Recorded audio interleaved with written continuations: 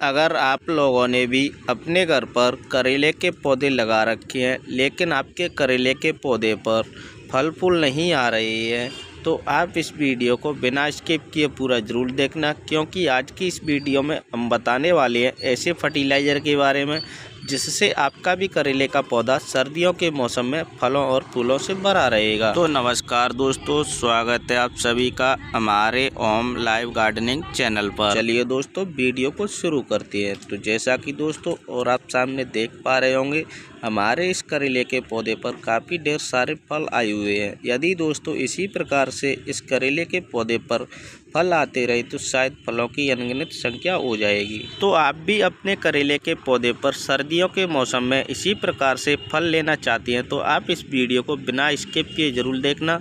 तो दोस्तों मैंने यहाँ पर सर्दियों के मौसम में इस करेले के पौधे के लिए जाल बनाया हुआ है। जाल बनाने से होता क्या है कि जो हमारे करेले के पौधे की बेल है वो काफ़ी अच्छी तरीके से इस जाल पर फैल जाएगी और जो हमारे करेले के पौधे पर फल आएंगे वो नीचे की तरफ लटक जाएंगे, जैसा कि आप सामने देख पा रहे होंगे। और इस जाल बनाने का फ़ायदा क्या होता है कि आप भी सोच रहे होंगे इस जाल बनाने से होता क्या है कि, तो उसे भी बता देता हूँ कि इस जाल बनाने से यह फ़ायदा होता है जो हमारे करेले की बेल है वह चारों तरफ इस जाल पर फैल जाएगी और जो हमारे करेले की बेल पर जो फल आएंगे वो नीचे की तरफ आ जाएंगे। और इसका दूसरा कारण यह होता है जो आपके करेले के पौधे पर फल आएंगे वो एक भी सड़ नहीं पाएगा।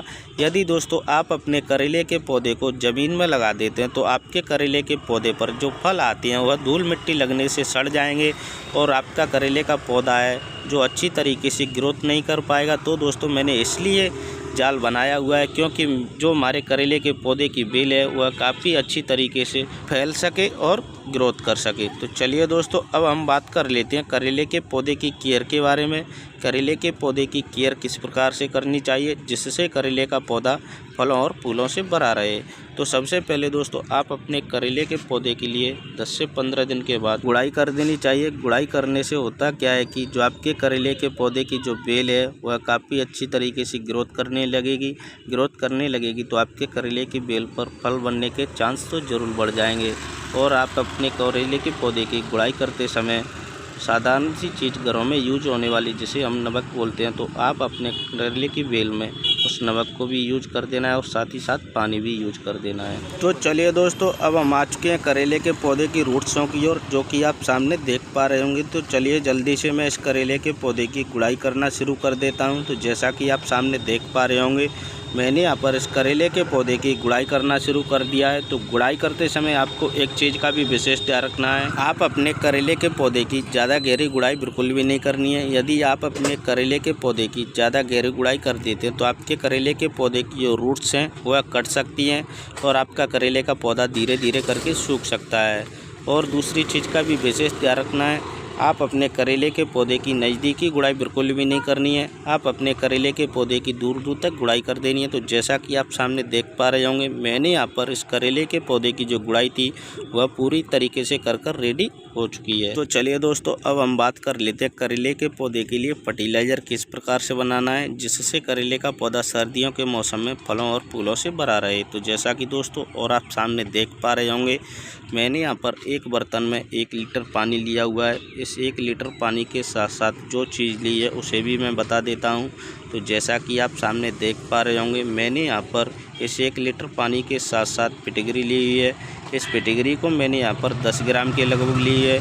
तो दोस्तों इस फिटकरी के टुकड़े को इस 1 लीटर पानी में डाल करके भी तैयार कर देता हूँ। तो जैसा कि आप सामने देख पा रहे होंगे मैंने यहाँ पर इस फिटकरी के टुकड़े को इस 1 लीटर पानी में डाल करके भी तैयार कर दिया है। तो चलिए दोस्तों जल्दी से मैं इस फिटकरी के टुकड़े को इस 1 लीटर पानी में घोलना शुरू कर देता हूँ। तो जैसा कि आप सामने देख पा रहे होंगे मैंने यहाँ पर इस फिटकरी के टुकड़े को इस 1 लीटर पानी में घोलना शुरू कर दिया है। तो दोस्तों आपको इस फिटकरी के टुकड़े को जब तक घोलना है जो हमारा 1 लीटर पानी है उसका सफ़ेद कलर हो जाए। तो जैसा कि दोस्तों और आप सामने देख पा रहे होंगे जो हमारा 1 लीटर पानी था वह पूरी तरीके से सफ़ेद हो चुका है। तो समझो जो हमारा फिटकरी का टुकड़ा है वह पूरी तरीके से घुलकर रेडी हो चुका है। और इस फिटकरी के टुकड़े के साथ साथ जो दूसरी चीज़ ली है उसे भी मैं बता देता हूँ। तो जैसा कि आप सामने देख पा रहे होंगे मैंने यहाँ पर DAP ली है। इस DAP को मैंने यहाँ पर 25 ग्राम की लगभग ली है।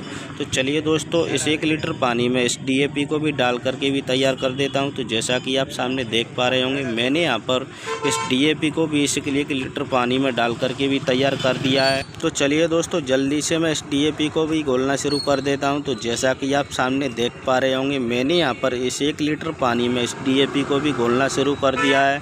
तो दोस्तों, मैंने यहां पर 2 मिनट की कड़ी मेहनत के बाद इस DAP को भी और इस फिटकरी के टुकड़े को भी घोल करके भी तैयार कर दिया है। जो हमारा फर्टिलाइज़र है वह पूरी तरीके से बनकर रेडी हो चुका है। तो चलिए जल्दी से मैं इस करेले के पौधे में इस फर्टिलाइज़र को डाल करके भी तैयार कर देता हूं। तो जैसा कि आप सामने देख पा रहे होंगे, मैंने यहां पर इस करेले के पौधे की जो दूर दूर तक गुड़ाई की थी, इसमें इस फर्टिलाइज़र को डालना शुरू कर दिया है। तो दोस्तों, जो मेरा फर्टिलाइज़र था वह पूरी तरीके से डलकर रेडी हो चुका है।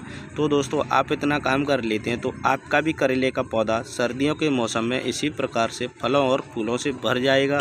तो उम्मीद करता हूं दोस्तों, आपको ये वीडियो अवश्य पसंद आई होगी।